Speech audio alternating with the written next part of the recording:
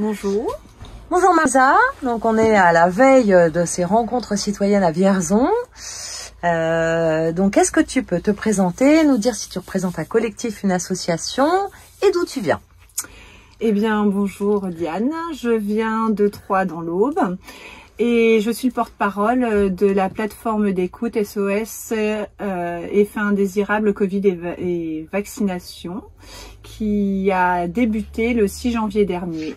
Voilà. Tout récent. Alors c'est une plateforme qui a été récemment créée. Dans quel but?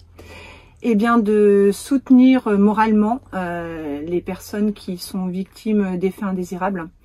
Parce qu'on sait très bien que lorsqu'on est malade, il faut un minimum que le moral suive et malheureusement ces personnes sont bien souvent isolées et le monde médical ne les reconnaît pas comme des victimes et c'est très compliqué pour eux. Donc tu disais que les gens ils se sentent seuls, mais en fait isolés comment en fait? Ça veut dire que il y a une non-reconnaissance par rapport au vaccin, mais isolés même dans leur pathologie, dans leur souffrance?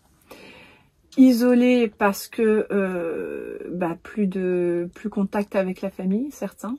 Alors c'est pas la majorité, mais on en a quand même quelques-uns dont la famille a coupé complètement les ponts à partir du moment où ils ont déclaré que c'était qu'ils pensaient, parce que tous n'ont pas déclaré leurs effets indésirables, à partir du moment où ils pensaient et ils exprimaient l'idée qu'il y aurait un lien de causalité entre la vaccination et leur maladie. Alors, si je comprends bien, t'es malade, t'as des effets, tu dis que ça peut être le vaccin, et à ce moment-là, la famille te laisse de côté. C'est ça que t'es en train de me dire? C'est ça. Ok. C'est ça. Effectivement. Amis, et puis les amis aussi. Alors les amis, les personnes qui ont témoigné sur le sujet nous disaient qu'ils avaient des activités, des sorties, des choses comme ça avec eux. Ces personnes ne pouvant plus sortir, elles sont de fait exclues et puis plus intéressantes et peut-être représentent un petit peu une peur de ce qui pourrait leur arriver à eux étant aussi vaccinés. Ah oui, ce serait la peur que ça renvoie. Ah d'accord, ok. Ouais. Ah oui, là oui, je comprends un petit peu mieux. Qu'est-ce qui t'a personnellement toi? Alors, tu es à l'origine de cette plateforme? On est 4. Vous êtes 4, ok. Ouais. Donc qu'est-ce qui toi personnellement t'amène à t'engager dans ce combat? Parce que bon, il y a plein de gens qui savent, etc. Mais peu qui s'engagent pour agir vraiment concrètement. Qu'est-ce qui résonne en toi pour toi t'engager là-dedans? Je pense que c'est un cheminement. J'ai commencé à m'engager dès 2020. Je suis juriste de formation. Donc toutes les mesures liberticides qui ont été prises, sanitaires liberticides qui ont été prises, m'ont donné un haut le cœur. Donc j'ai commencé à m'engager dès 2020. Et puis ça a été une suite quand on a vu que la vaccination arrivait et qu'elle allait être obligatoire pour les soignants. Et puis tout ce qu'on arrivait à lire, les informations, le fait que la vaccination, ce vaccin a été créé en très peu de temps. Voilà, il y a quand même des grosses interrogations par certains, dont Louis Fouché de Réinfo Covid, qui ont été posées. Et on craignait qu'il y ait effectivement des effets indésirables. Et c'est ce qui se passe. Et malheureusement, alors l'État qui a poussé clairement à la vaccination, qui a obligé les soignants à le faire et les autres les a privés de tout droit s'ils ne le faisaient pas. Eh bien aujourd'hui, ces mêmes personnes ne tirent pas les conséquences des décisions qu'ils ont prises et abandonnent toute cette population. Et l'injustice pour moi c'est inconcevable. Et puis voilà, on est tous dans les mêmes bateaux et je pense que c'est important qu'on se soutienne. Alors nous avons la chance d'être en bonne santé.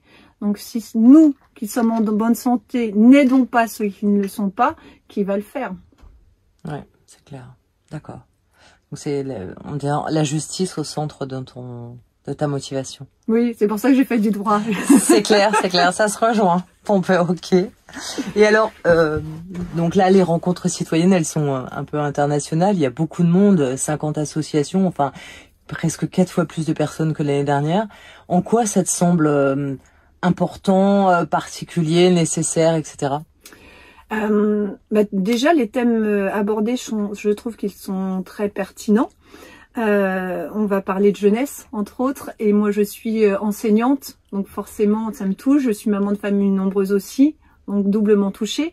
Et puis à titre de l'association, eh bien, ça va être l'occasion de rencontrer physiquement des personnes avec qui on échange énormément sur les réseaux, comme Mathieu da Victime par exemple, ou Dominique de Viac 19, Graziella, enfin ainsi de suite, je vais pas tous les citer, et de prendre aussi de nouveaux contacts, de savoir ce qui se fait également à l'étranger, parce qu'on n'est pas forcément au courant, et de voir quel partenariat on peut créer pour demain et pour faire avancer les choses vers la reconnaissance, que je pense que l'objectif de tous c'est celui-ci, qu'on ait une prise de conscience du danger de cette injection, de cette vaccination, et que ça ne se reproduise pas pour l'avenir, et que les victimes soient reconnues. Ouais, c'est encore, on reçoit encore des choses de l'assurance maladie pour se vacciner Covid et grippe en simultané. Hein.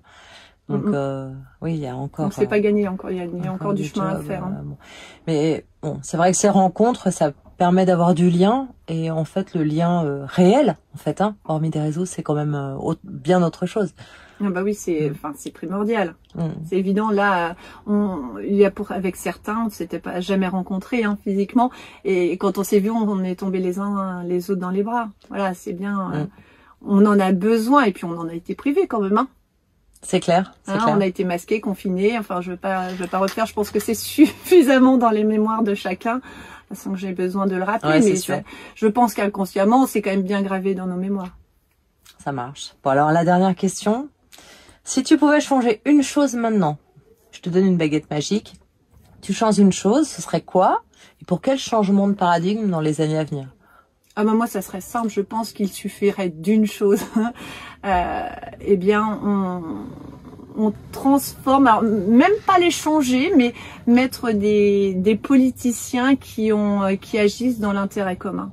Voilà, je pense qu'à partir du moment et pas pour leur intérêt ou l'intérêt de certains laboratoires par exemple, mais à partir du moment où on met des politiciens qui ont une conscience, une honnêteté, un sens de la justice, et voilà, et qui agissent pour l'intérêt commun. Et là, quand tu dis on les met, ça veut dire quoi? On les change, on met. Tu me donnes une baguette. Oui, ça veut dire que tu les changes, d'accord. Je les change, je les transforme, je fais d'eux des gens intègres. Des gens intègres. Okay. Et qui agissent pour le bien commun. Parce qu'on peut être intègre, mais pas avoir pour volonté d'agir pour le bien commun. Donc vraiment, je pense que si on donne ce don, hein, on peut peut-être appeler ça ce don d'agir pour l'intérêt commun, je pense on s'en sortirait facilement. Mais c'est très utopiste. Oui, il faut avoir un idéal vers lequel on souhaite aller. C'est ça. Ma question. Mais écoute, Marisa, merci beaucoup. T'as autre chose à ajouter avant qu'on termine l'entretien? Non, si ce n'est peut-être juste un petit détail, c'est que notre plateforme donc est née le 6 janvier, et puis on a depuis la semaine dernière, bien on a mis en place le réseau des sentinelles du cœur, c'est-à-dire que justement pour toutes ces personnes qui sont extrêmement isolées, que nous avons au téléphone, nous essayons de mettre en place un réseau de personnes qui pourra aller les visiter physiquement à domicile. Donc pour créer du lien, parce qu'encore une fois, le téléphone c'est bien, mais c'est insuffisant. Donc si certains sont tentés pour rejoindre, qu'ils n'hésitent pas de contacter la plateforme. Voilà, et un grand merci de m'avoir reçu, Diane. Avec grand plaisir, et merci à vous pour tout ce que vous faites. Merci Marisa. Merci.